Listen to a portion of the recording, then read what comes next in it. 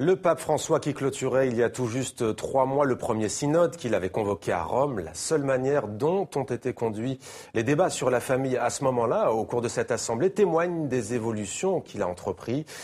Qui est exactement le pape François? Comment veut-il transformer l'Église? Et quels sont les obstacles qui se dressent devant nous? Avec nous pour en parler, l'un des meilleurs spécialistes du Vatican. Bonsoir Marco Politi, merci d'être avec nous. Bonsoir. Sur TV5 Monde, vous êtes journaliste, donc spécialiste du Vatican. Vous êtes l'auteur de ce livre, François parmi les loups, édition Philippe Ray. Vous travaillez notamment à La Repubblica. Vous travaillez également à Il Fatto Quotidiano, le fait quotidien que vous nous avez apporté ce soir. Peut-être un mot d'abord, pourquoi? Je l'ai porté parce que le Fatto Quotidiano où je travaille maintenant, c'est l'unique journal italien qui a publié et vendu le même jour, pas seulement le Fatto, mais aussi Charlie Hebdo. Complètement, dans son intégralité. Italien, oui. Pas seulement la une. Alors, le pape est un chef religieux, c'est le chef de l'Église catholique. C'est aussi un chef d'État, ça on le savait. Mais on a le sentiment qu'il a donné un souffle nouveau à la voie politique du Vatican. Est-ce votre avis?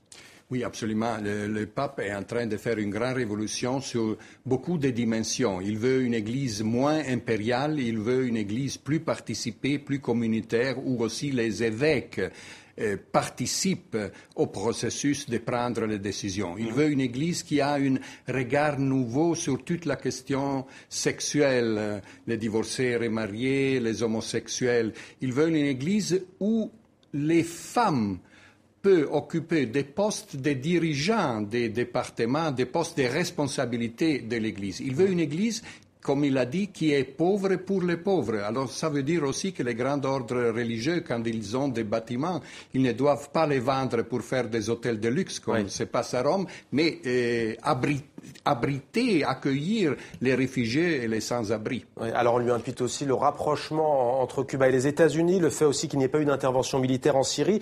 Sur la question religieuse et celle notamment des caricatures, puisque vous parliez de Charlie Hebdo, on vient d'entendre son propos, il condamne sans ambiguïté ce qu'il appelle donc le fait d'insulter la foi. Oui, et avant tout, il a condamné la violence. Dès le premier jour. Dès le premier jour, le Vatican a dit que c'est un acte abominable, l'attentat à Charlie Hebdo. Le pape a dit et a répété dans l'avion qu'on a vu maintenant qu'on ne doit pas tuer dans le nom de la religion, c'est seulement un prétexte idéologique, on ne doit pas réagir avec violence, mais aujourd'hui, il voulait aussi souligner qu'on doit traiter la religion sérieusement. Pas un jouet, comme il a dit. Et après, il a un peu rigolé, parce qu'il y avait ces messieurs aux côtés de lui, qui est l'organisateur des voyages papales. Alors, il a dit en rigolant, si ce monsieur va insulter ma mère, je lui donne un coup de poigne. Un boxeur. Nous avons aussi un pape boxeur. Un pape boxeur. Quelle est l'importance, Pablo Politi, de cette tournée en Asie du Sud, donc Sri Lanka puis Philippines, pour le pape?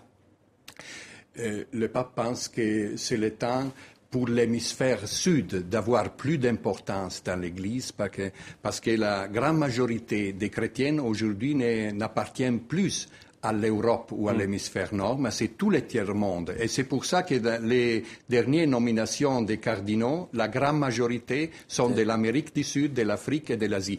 Et en Asie, le pape va aussi avec le désir de pouvoir avoir des relations un jour avec la Chine de Pékin. Alors, dans votre livre François parmi les loups, François au milieu des loups, Marco Politi, vous nous emmenez dans une plongée au cœur du monde secret du Vatican. Vous racontez le combat que mène le pape François pour faire évoluer l'Église, vous l'avez dit tout à l'heure. Alors, évoluer ou révolutionner?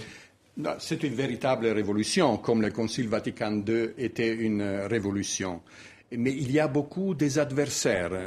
J'ai ce titre parce que Saint François avait rencontré dans le Moyen-Âge un loup qui est devenu très docile, et les loups d'aujourd'hui sont en train de monter une campagne de délégitimation du pape. Il n'y a pas seulement des adversaires loyaux, mais il y a une campagne sur Internet qui délégitimise le pape et qui dit continuellement il est trop populiste, il est démagogue, il va diminuer la sacralité de la papauté. Alors beaucoup est en jeu cette année, parce que si à la synode d'octobre 2015 les propos réformistes ne vont gagner, ça veut dire qu'il y a encore une grande force qui veut empêcher la révolution du pape. Alors on a aussi parlé de la mafia, mais qui sont ces grands adversaires du pape ?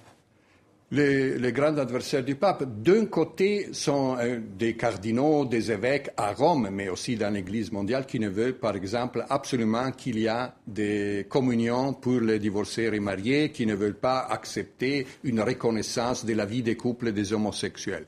Mais sur le plan de la vie civile, par exemple, il y a la mafia qui est très adversaire, très ennemi du pape, parce que c'est le premier pape qui a excommuniqué la mafia ouvertement.